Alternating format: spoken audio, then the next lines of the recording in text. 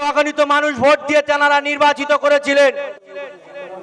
তৎকালীন সময় ভাঙড় বিধানসভার পোলেহাট 2 এর পাওয়ার গ্রিডকে কেন্দ্র করে কয়েকটি ছেলেকেও এই পুলিশ সহ তৎকালীন সময় শাসকের হাতে তাদেরকে হারাতে হয়েছিল।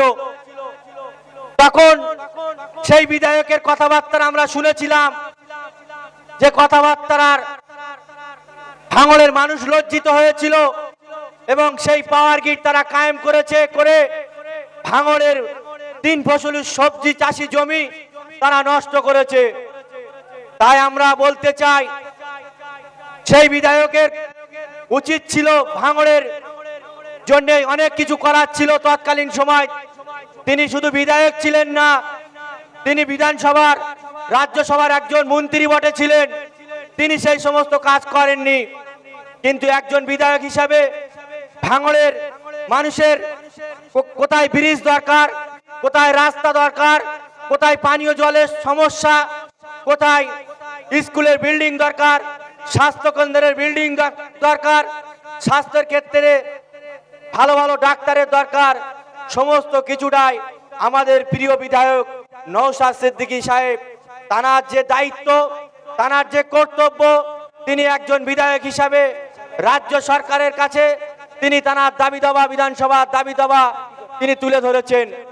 তাই এই ভাঙড়ের মাটিতে সাধারণ মানুষ তারা বুঝে গিয়েছে যে ভাঙড়ের মানুষ যদি শান্তিতে থাকতে চায়, ভাঙড়ের মানুষের সার্বিক উন্নয়ন যদি করতে হয়, নওশাদ সিদ্দিকীর সাথে থাকতে হবে।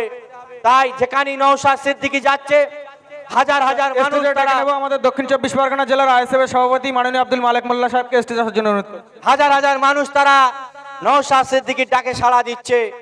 তাই তারা ভাঙড়ের মানুষের কাছে তারা সম্মান পাচ্ছে না। তাই তারা এই ধমকানি, চমকানি আর মিথ্যা কেস দিয়ে ভাঙড়ের সাধারণ কর্মীদেরকে তারা আইএসএফ থেকে তারা টানার চেষ্টা করছে।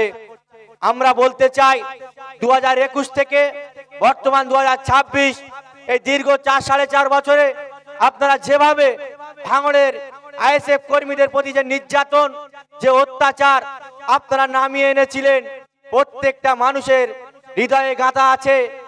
এর উত্তর আগামী 26-এ আসন্ন ইলেকশনে আপনাদের বুঝিয়ে দেবে যে আপনাদের যে যন্ত্রণা, ব্যথা দিয়ে ভাঙড়ের মানুষকে আপনারা বিগত দিন রেখেছিলেন, তার ফলন আমরা আশা করি আগামী 26-এ আমরা নিঃসন্দেহে আমরা ফের দ্বিতীয়বারের জন্য ভাঙড় থেকে নওশাদ সিদ্দিকী সাহেবকে দ্বিতীয়বারের জন্য বিধানসভায় পৌঁছাবো।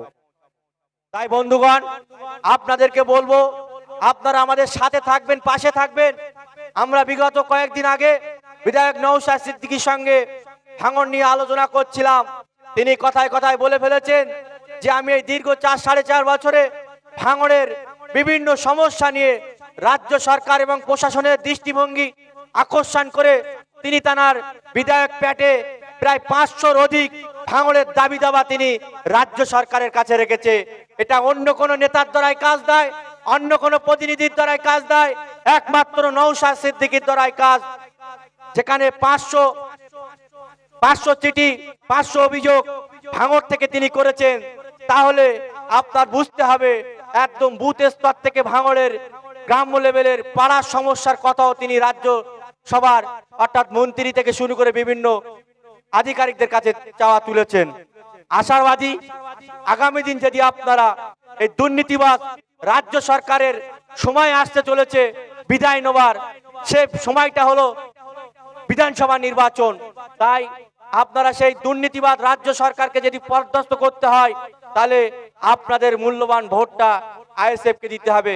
কারণ রাজ্যসভায় যে দুর্নীতি, একের পর এক নেতারা কয়লা চুরি থেকে শুরু করে, চাকরি চুরি থেকে শুরু করে, বালি থেকে শুরু করে, গরু চোর থেকে শুরু করে, জমি বা বর্তমান সময় ওয়াকাফ প্রপার্টি অনেক নেতা মন্ত্রীরা ঝেড়ে রেখেছে।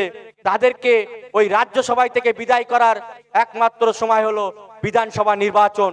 তাই যারা মাইকের আওয়াজ শুনতে পাচ্ছেন বা শুনছেন, তাদের উদ্দেশ্যে বলছি, ভবিষ্যতের কথা চিন্তা ভাবনা রেখে, এলাকার কথা চিন্তা ভাবনা করে রেখে এবং ছেলেপিলেদের ভবিষ্যতের কথা চিন্তা করে বর্তমান সময় জিনিসপত্রের যেভাবে দাম বেড়ে চলেছে, মানুষের সঠিক ন্যায্য মূল্য তাদের পারিশ্রমিক রোজ কন্ডা ঠিকঠাক পাচ্ছে না, কিন্তু মানুষের নিত্য নিত্য প্রয়োজনীয় জিনিসপত্রের দাম আকাশ ছোঁয়া। তাই এই সরকারকে নিচে নামানোর জন্য আর কয়েক মাস পরে যে আসন্ন বিধানসভা নির্বাচন আসতে চলেছে, আপনাদের মূল্যবান ভোটটা এই সরকারের বিপক্ষে দিয়ে বিধায়ক নওশাদ সিদ্দিকীর হাতকে শক্ত করে ফের একবারের জন্য বিধানসভায় গিয়ে এবং রাজ্য সরকারকে চোখে চোখ রেখে, যেখানে আমাদের ছেলে পিলে আমাদের পরিবার আত্মীয় স্বজনদের কথা খেয়াল রেখে রাজ্যের লাঞ্ছিত বঞ্চিত দলিত আদিবাসী সমাজের একমাত্র কণ্ঠস্বর হয়ে যেভাবে রাজ্যের বিভিন্ন প্রান্তে গিয়ে আমাদের প্রিয় বিধায়ক নওশাদ সিদ্দিকী লড়াই চালিয়ে যাচ্ছে, তার আপনাদের কাছে এই আশা ভরসা রাখবো আপনারা আমাদের সাথে থাকবেন, পাশে থাকবেন। আমরা আগামী দিন আপনাদের সার্বিক উন্নয়নের কথা খেয়াল রেখে এবং আপনাদের সমস্যার সময় আমরা যেন পাশে থাকতে পারি, তাই আপনারা আমাদের সাথে থাকবেন। এই কথা বলে আমি আমার সংক্ষিপ্ত বক্তব্য এখানে শেষ করছি। ইন্ডিয়ান সেকুলার ফ্রন্ট জিন্দাবাদ, আইএসএফ জিন্দাবাদ।